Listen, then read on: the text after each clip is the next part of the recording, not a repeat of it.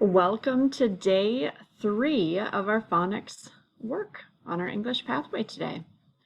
Today is day 3, and our objective is I can read, review, and practice words with the EL and the ER suffixes, right? And paying close attention to that schwa sound, because normally the short E makes the eh. And in these words, you're hearing a slightly different sound, something closer to the short U, similar to the sound. All right, and our focus for today is on page 12 of your My Word Study book. So feel free to pause the video and grab your book. We're going to be reading we're going to be reading the article called From Protest to War. All right, so before we start reading, let's make sure we know what our purpose for reading is today. All right, so it says, why did the colonists want to break free from Great Britain? Find sentences to support your answer. Okay, remember, this connects to chains that we've been reading. The colonists or the rebels.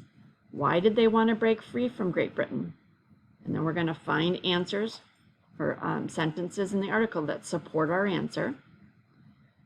And then, how did the colonists protest British rule? Or how did they stand up against British rule? And then the last question, what else do you know about the American Revolutionary War? This is a great place to make a connection with chains. All right, so we want to know why the colonists wanted to break free from Great Britain. We want to know, how did they protest against Great Britain? And what else do we know about the war? Okay, so let's go ahead and switch to our article. Now that we know what we're looking for, right? And you may choose, if you're a confident reader and you want to turn the video off and continue on your own, feel free to do that. I am going to read this aloud, so if you would like to stay with me, you and I can try to find ways or why the colonists stood up to Great Britain, and also how did they do that? What were some forms of protest? Right, so it says, on April 19th, 1775, American colonists clashed with British soldiers in Massachusetts. This early battle was important. It would lead to an all-out war for American independence. How did both sides get to this point? The American colonists once thought of themselves as citizens of Great Britain. They were subjects of the English king. But over time, people in the colonies felt the grip of from Britain tighten. The king expected them to send resources to the mother country, and the colonies were allowed to trade only with England. Oh, I'm going to underline that. They were only allowed to trade with England. They were only allowed to send resources back to England. I could see why that would make colonists upset.